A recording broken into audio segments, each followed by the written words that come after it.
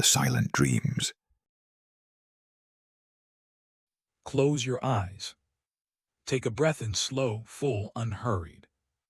And let it go. You are not required to be anywhere tonight. You are not needed, not expected, not late for anything. The world outside this moment is quiet and still and very far away. Take another breath. Feel the weight of your body, the heaviness of your limbs, the way the bed holds you, the warmth that settles over you like something earned. You have carried yourself through this day. You have done enough. And now, gently, gradually, you are setting all of it down. Breathe in and out. There is a place I want to take you tonight. A place where the air is cool and the lamps burn amber and the rain speaks softly against old glass. A place where the evenings are long and the nights are longer still, and no one asks anything of you, and the only sound is the world slowly breathing itself to sleep. We are going to Thornfield. The valley arrives before the village does. You notice it first as a change in the air, a deepening of the cool, a loosening of the light. The road descends gently here, curving between dry stone walls darkened by recent rain, and the fields on either side have gone to that particular shade of amber that only October knows how to make. Not gold, not brown, something between the two, something quieter than either. The hedgerows have thickened with the season. Hawthorn and blackthorn and the last of the dog rose, its hips red and heavy. Somewhere beyond the far tree line, rooks are circling their roost, calling to one another in that flat, unhurried way of theirs, not alarmed, only communing, marking the end of the day, saying, "Here we are, here we still are." The lane narrows as you descend. The walls rise on either side, and the sky above them becomes a thin corridor of pewter cloud, moving slowly northeast, carrying its rain with it, not yet delivering it, but promising. The air smells of damp earth and fallen leaves and something faintly woody, like oak sap or old bark softened by moisture. You have been this way before. You know the stone bridge at the bottom of the hill, the one where the beck runs quick and dark beneath, carrying leaves and small sticks toward Wychford in a steady, self-important hurry. You know the way the bridge echoes underfoot, a hollow, resonant sound, like a single note struck on something large. You know that after the bridge the lane widens again, and the first buildings of the village appear. The smithy on the left with its cold forge, the post office with its lamp already burning in the window, and then, just beyond the old elm that lost a limb in the storms of '85, the dispensary. You can see its light from here. A single amber glow behind the lower window, warm as a coal, steady as breathing. Edmund Harlow is still at work. The letters were painted by a man named Croft who died the following winter, and Edmund has never had them repainted, out of some loyalty he cannot fully explain. The paint has faded unevenly, the H clearer than the rest, the final Y nearly gone, but he knows what it says, and the village knows what it says, and that has always seemed sufficient. The door is heavy oak, swollen slightly in the autumn damp. It opens with a familiar resistance, a soft grunt of wood against frame, and then the smell of the dispensary arrives all at once. Lavender water and tincture of iodine and beeswax and something darker beneath, camphor, perhaps, or old turpentine, and the faint papery sweetness of dried herbs in their labeled drawers. It is a smell unlike any other in the village. It is the smell of this room, this work, this life. Edmund does not notice it anymore. He has not noticed it for 20 years. But tonight, as you step inside, it settles over you like a kind of greeting. The shop is small by any measure. 2 paces from the door to the counter, 4 paces counter to wall. On 3 sides, shelves rise from floor to near ceiling, holding glass bottles of every size, round-bottomed and flat-bottomed, with ground glass stoppers and cork stoppers, amber and clear and cobalt blue.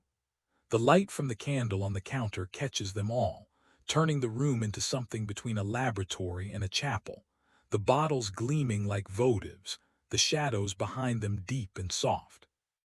On the counter itself, a brass balance scale, its pans perfectly level, a ceramic mortar and pestle stained faintly at the base with years of use, a leather-bound ledger open to the current page, a bottle of ink stoppered, a pen resting in its holder, and one candle, the last candle of the day, burning in its brass holder, the flame very still in the windless room. Edmund Harlow sits on his stool behind the counter. He is 64 years old, though he would tell you he feels older most evenings and younger most mornings, and that the truth of a person's age is somewhere between those two.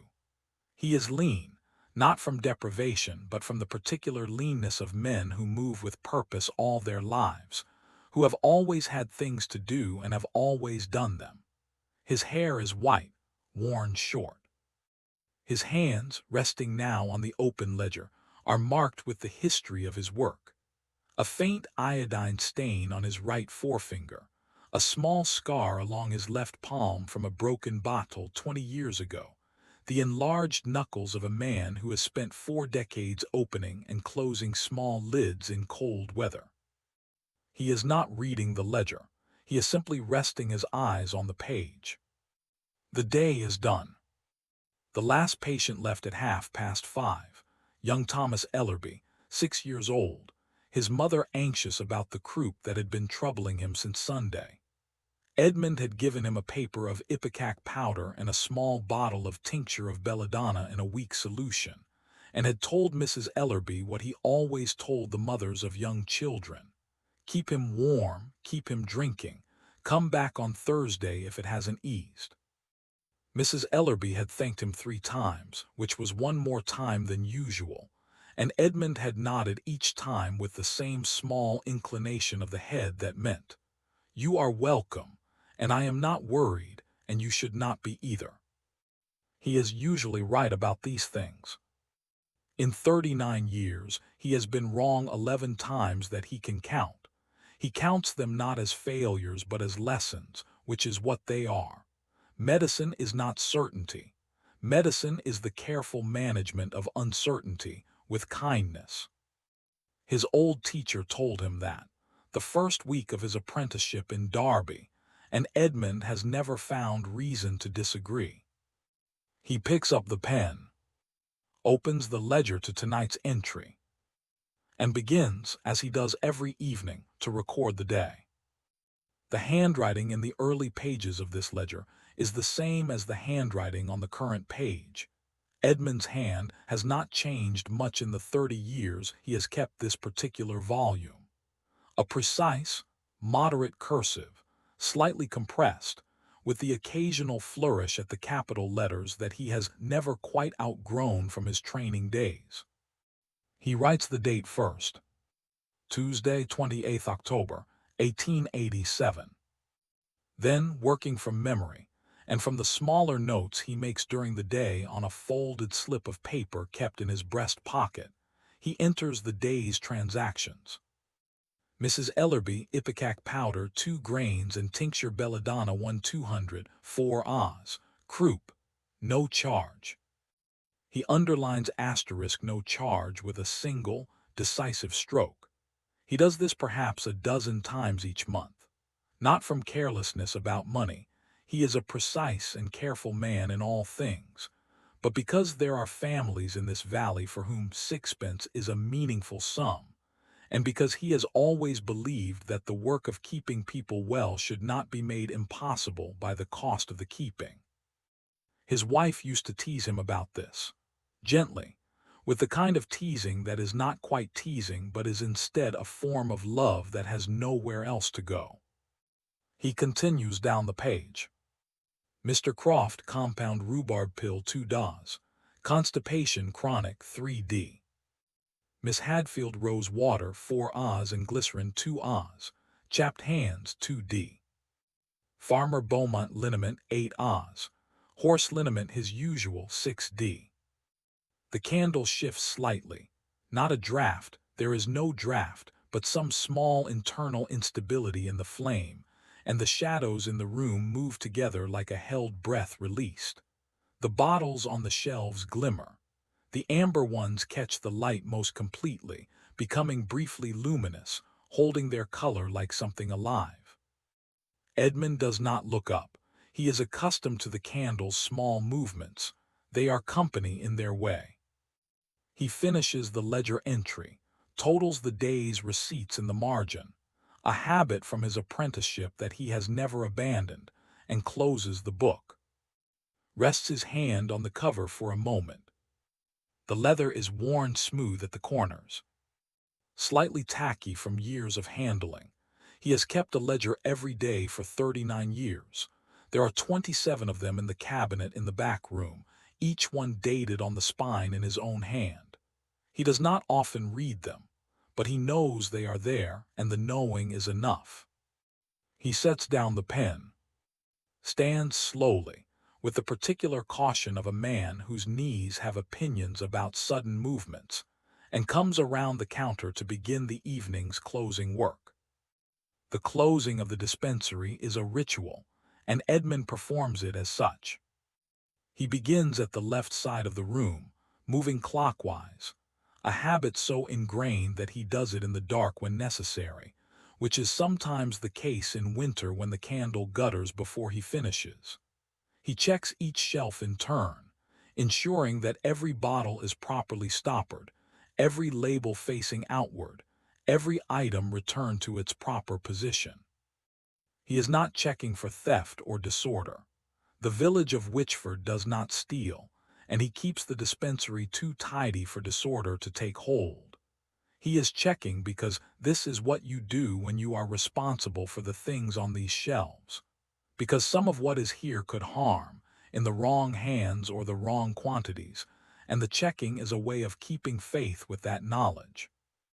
He moves slowly. There is no hurry now.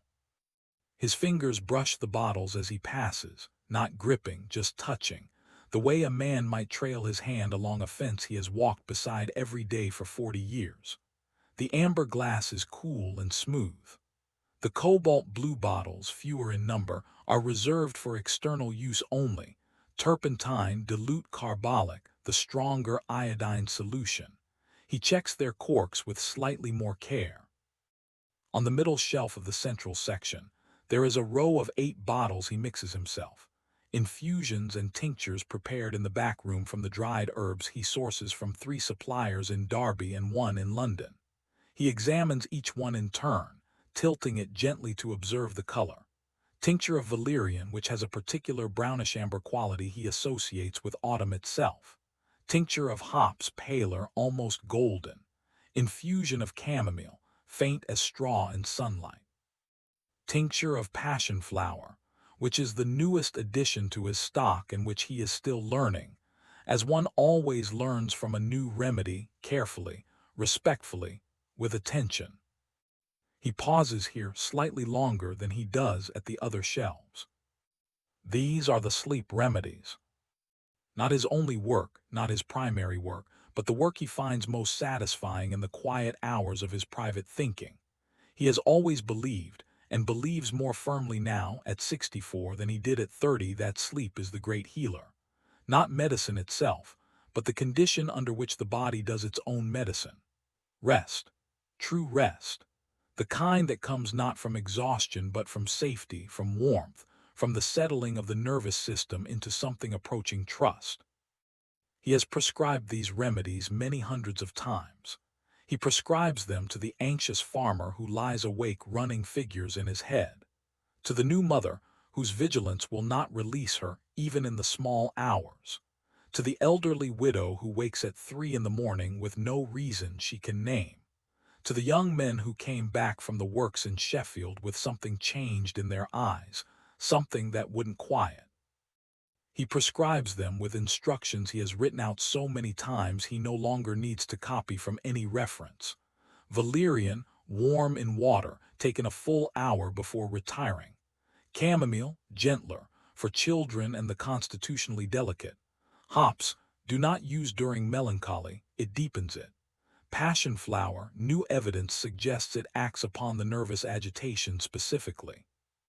He knows these remedies the way he knows the roads in this valley, not by reading them from a map, but by having walked them in all weathers over many years. He continues his round. Behind the dispensary proper, through a low door that requires him to duck slightly on account of the lintel, is what Edmund calls the herb room. It is not a large space, perhaps 8 feet by 10, with a single small window set high in the north-facing wall and shelves on 3 sides reaching to the ceiling.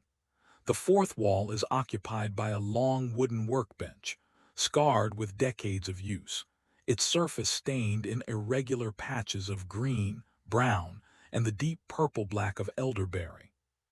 This is where the preparation work happens. The drying bundles hang from the low ceiling beams, perhaps 30 of them in various stages of desiccation, tied with rough twine, their stems up and their heads down in the way that pulls the volatile oils down into the leaves and flowers as the moisture leaves. Lavender, the most numerous, he dries perhaps 200 bundles a year, for the lavender water that is the most requested of all his preparations, used by half the women in the valley and more than a few of the men, though the men rarely admit it. Valerian, with its particular earthy smell that some find unpleasant and Edmund finds simply honest. Chamomile, feathery and faint. Meadowsweet. Lemon balm. Rosemary from his own small garden behind the building, grown against the south-facing stone wall where it catches the afternoon sun. He does not enter the herb room to do any work tonight. He enters it, as he does most evenings, simply to be in it for a moment. He stands in the doorway. The smell of this room is its own category of thing, denser than the dispensary proper, more complex, more alive, as though the dried plants retain some memory of the fields they came from, and the room is full of those memories, layered and mingling. He breathes it in slowly.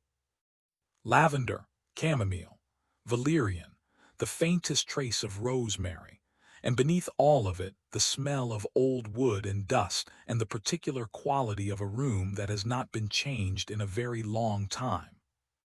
His wife used to love this room. She would come and stand in the doorway in the evening sometimes after supper and breathe in the way he is breathing now, not saying anything, just being present with the smell of it, the quiet of it. She said once that it smelled like the idea of sleep, not sleep itself, but the promise of it, the comfortable certainty that rest was available. He thought about that for a long time afterward. He still thinks about it. Margaret has been gone for 11 years now. He does not think of it as loss exactly, or not only as loss. He thinks of it as a kind of rearrangement. She is somewhere else now, and the world has rearranged itself around her absence, the way the valley rearranges itself around a tree that has fallen, not the same, but finding its own new balance. He is, he thinks, in reasonable balance. He closes the herb room door. He hears it first on the high window of the herb room, a light percussion, very tentative, as though the rain is not entirely committed yet and is testing the temperature of things before making a decision. Then, as he moves back through to the dispensary and takes up his position again behind the counter, he hears it broaden, settling into the roof above, finding the window panes of the shop front, beginning its long conversation with the stone of the street outside. October rain. There is a particular quality to it that distinguishes it from the rains of other seasons.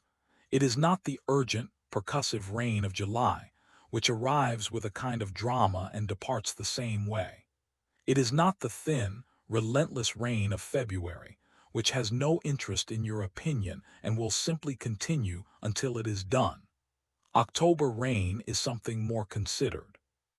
It falls with a kind of settled patience, as though it understands that the season requires it and has made peace with that understanding.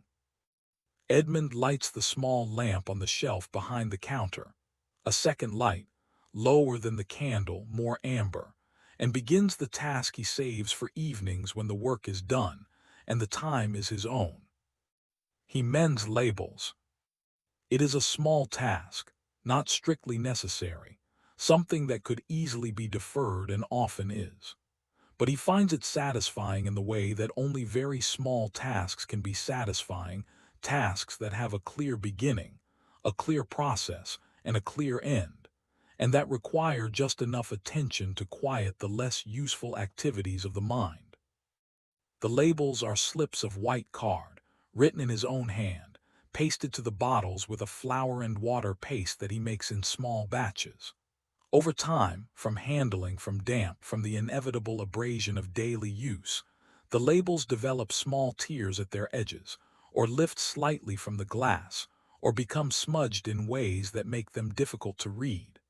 Not dangerous, not yet, but tending in that direction. He pulls up his stool, draws the closest shelf within reach, and begins. Each bottle comes down in turn. He examines the label. If it is in good order, he replaces it. If it requires attention, a lifted corner repasted, a torn edge trimmed with the small pair of scissors he keeps for the purpose, he attends to it. If a label is beyond repair, he writes a new one, waits for the ink to dry, and pastes it fresh. The rain continues outside. He is not hurried. He will not be hurried. There is nowhere to be, no one who needs him between now and morning, and the evening is long and dark and quiet in the particular way that evenings in the valley become in autumn. He does not mind being alone. He has never minded it precisely, or he minds it sometimes in the early morning for perhaps 10 minutes after he wakes, before the day establishes itself. But in the evenings he finds solitude a different quality altogether. Not the absence of something, but the presence of something else. Space, quiet, the long, uninterrupted thought. He works through the first shelf, then the second. The rain deepens slightly, not heavier, exactly, but more settled, more certain of itself. He can hear it in the guttering now, the small, steady rush of water finding its way down the outside of the building, and away into the drain at the edge of the lane. He has replaced that guttering twice in his time here. He will probably replace it again before the winter is out. He does not mind. The church clock across the lane strikes 9. Edmund counts the strokes without looking up from the bottle in his hand. A small amber vessel of tincture of gentian, its label slightly browned at the right edge. He counts to 9. And then the silence after the last stroke settles down over the village like a cloth. 9 o'clock. He will finish here at past, go upstairs, eat the cold supper Mrs. Bates has left for him in the kitchen. She comes 3 mornings a week to cook and clean, and on Tuesdays she leaves enough cold food to last the evening, and then read for perhaps an hour before the fire. He has been reading the same book for 3 weeks. He is not a slow reader, but he is a deliberate one. He does not like to leave a page behind until he is satisfied he has given it its due.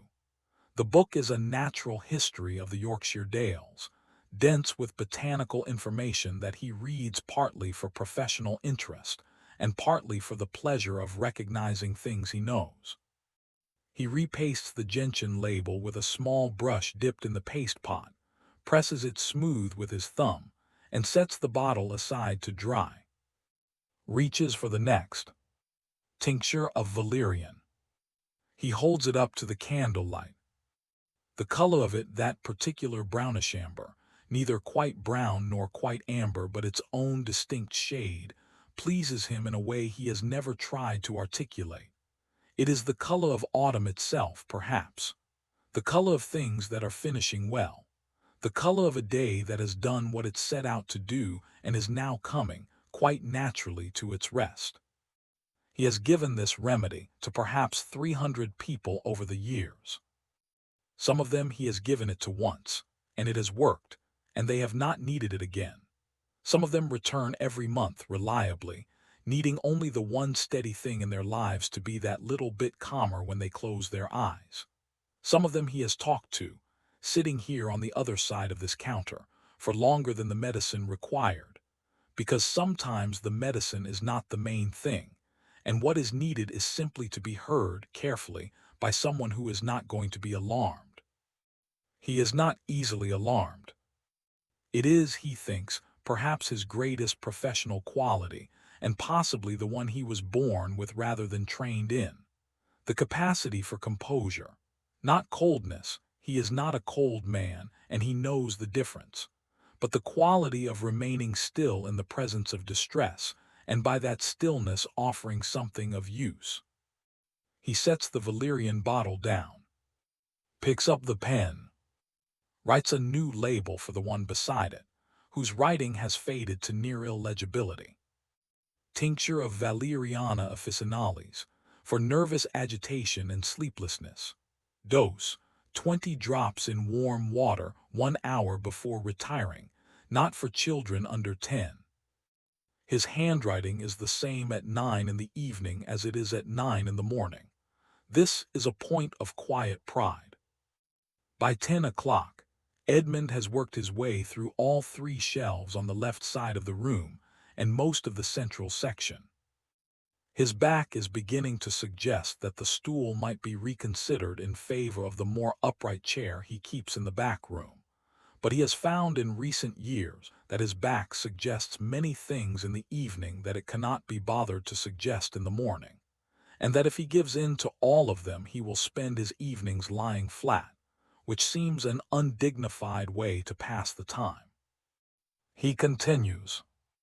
The rain outside has settled into a long, steady rhythm, not heavy, not tentative, but something in between. The sound of a thing that intends to continue until morning and has no particular hurry about it. It is the sound, he thinks, that this part of England makes when it is most fully itself. Not the bright dells of summer, not the hard frost of January, but this. The dark stone and the rain and the amber light in a window, and the sense that the valley is holding everything gently in its deep and patient hands. He has lived here for 39 years. He came as a young man of 25, newly qualified, carrying a leather case of instruments that felt very official and a private terror that he would not be competent. He stayed because the work was good, and the people were good, and the valley suited him in some fundamental way he had not expected and could not have predicted. He married Margaret Askew, the schoolmaster's daughter, 8 years after his arrival, when he had stopped being quite so frightened, and she had decided to stop pretending she hadn't noticed him. They were married for 28 years. He has lived alone for 11. He does not say he is unhappy. He is not unhappy. He is something more complicated than unhappy and more comfortable than he once feared he would be, and on the whole he thinks that is a reasonable outcome. He finishes the last bottle on the central shelf, sets down his brush, looks at the clock on the wall, a small brass carriage clock that was a gift from the village on his 25th year here, engraved on the back with the names of 47 people, most of whom he has now outlived, which is a fact he holds without particular sorrow, because outliving people is what happens if you remain somewhere long enough, and he has always intended to remain. 10 past 10. He puts away the paste pot, the scissors, the small brush, wipes the work surface with the cloth he keeps for the purpose, straightens the bottles on the central shelf. They are already straight, but the straightening is part of the closing, and he does not omit it. Then he does what he always does last. He goes to the window. The dispensary window looks out onto the lane, and the lane looks out onto the village, and the village sits in the bottom of the valley with the hills on either side pressing in gently, like 2 hands cupped around something that requires care. From here at this hour in this weather he can see very little. The lamp post at the near end of the lane, one of only 3 in Wychford, and only installed 4 years ago after considerable petitioning to the parish council, puts its small circle of light on the wet cobbles and no further. Beyond it, darkness. The outlines of buildings across the way, the post office, the saddler's, the front face of the church with its pale stone gone gray in the rain, are visible as shapes only, defined by what they interrupt rather than by what they show. The rain on the window glass catches the light from the dispensary behind him and turns it into something moving, small bright lines tracking downward, crossing, diverging, finding new paths. He has watched this since he was a child in his father's house in Derby, standing at the parlor window on rainy evenings. The way each drop begins as a point of impact and then decides, in its own way, how to travel. He is aware that this is a small thing to notice. He is also aware that a life without small things to notice would be a much diminished life. The lamp-post light reflects in the puddles forming on the cobbles now, small irregular mirrors, moved by each new drop, never still, never quite the same from one moment to the next. He watches. His breath fogs the glass slightly, and he steps back. He thinks of all the evenings he has stood at this window. The summer evenings with their long light that didn't fully go until nearly 10. And the children still out in the lane after supper. The winter evenings with ice on the inside of the glass, and the village as quiet as a held breath. The spring evenings when the hedges were coming back, and the smell of it came even through the stone walls of this building. 39 years of evenings. He is content with that number. He intends to add to it. He turns from the window. The last candle has burned very low. He has not replaced it.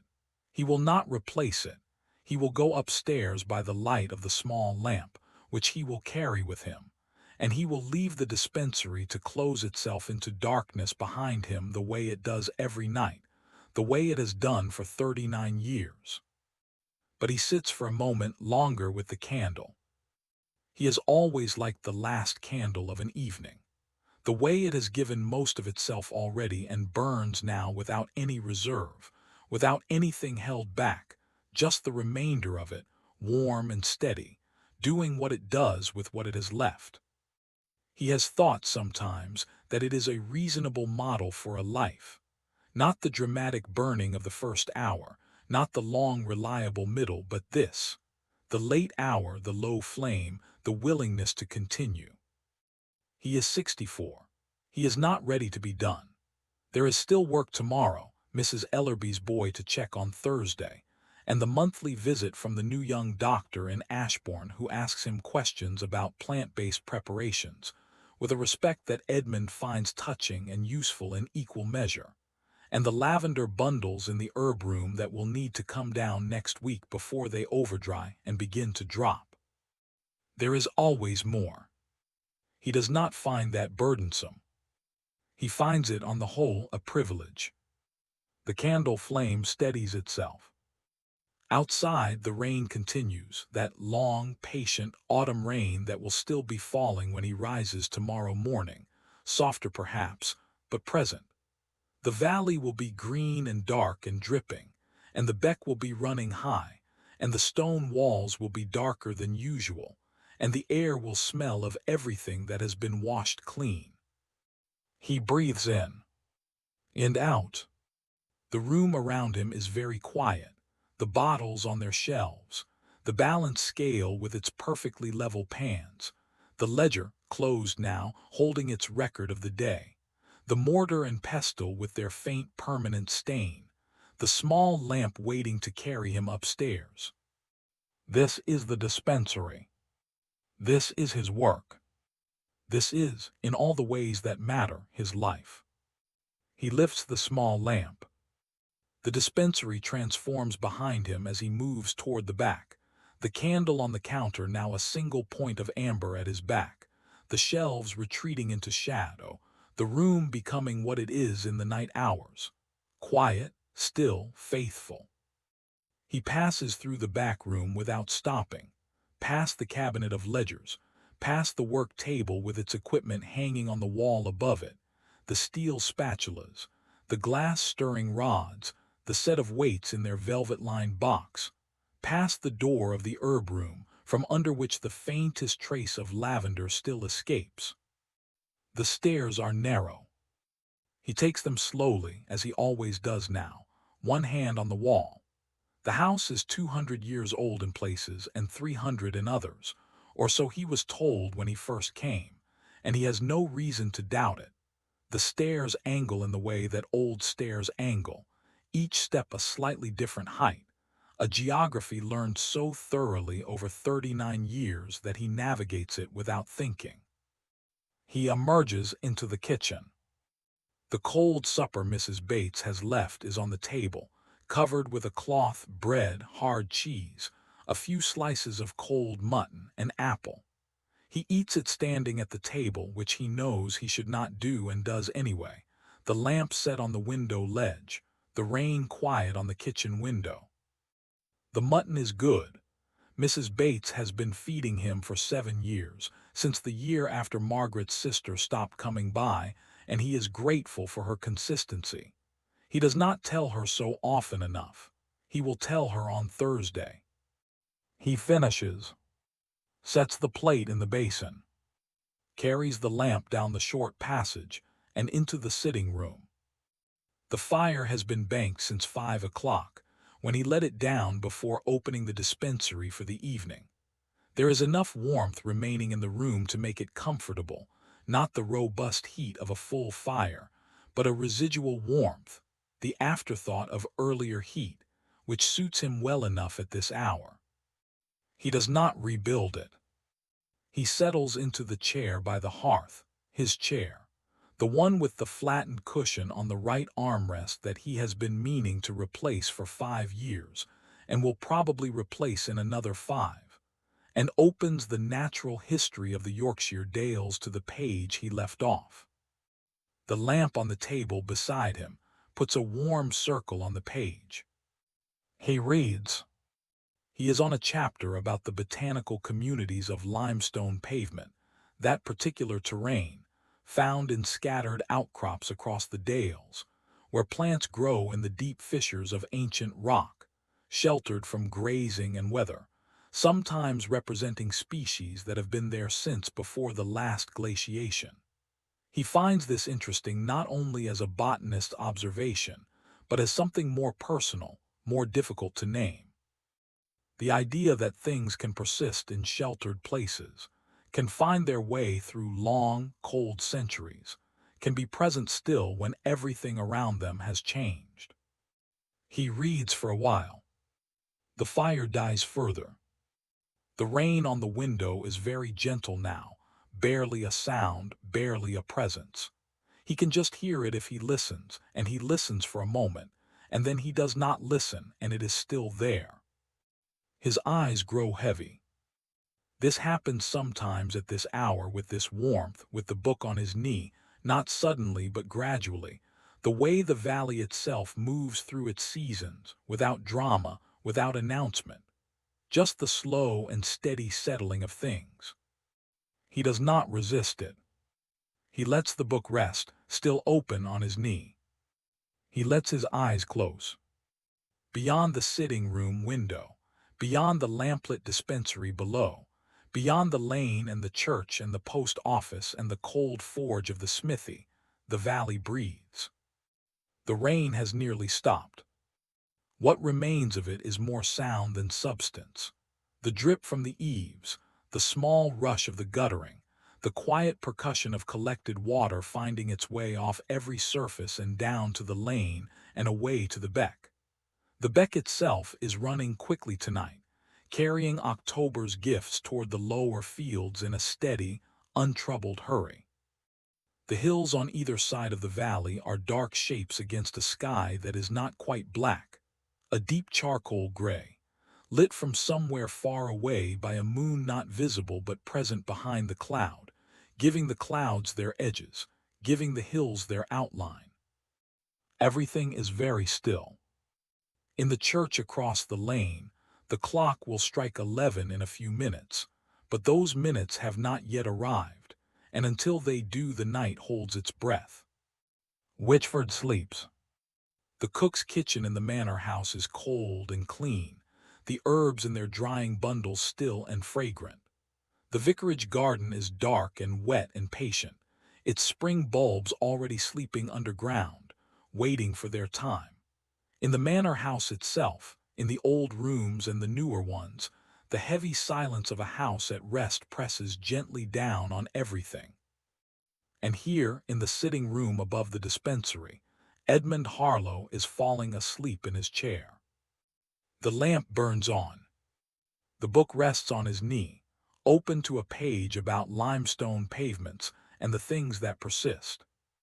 His breathing slows, deepens, becomes, after a while, the quiet, steady rhythm of a man who has done what he set out to do today, and rests now in the knowledge of that doing, and is carried down into sleep by the weight of it, gently, without protest, without effort. The way the valley carries everything. The way the dark carries the light. The way the night carries you now, as you follow him down into the quiet, down through the layers of the day and out the other side, into the long, warm, untroubled dark where nothing is required of you, where the rain is only a sound, and the sound is only comfort, and the comfort is only this. You are here. You are safe. You are resting. And the valley holds you. And the night holds you. And you are carried, gently, completely into sleep. Sleep well.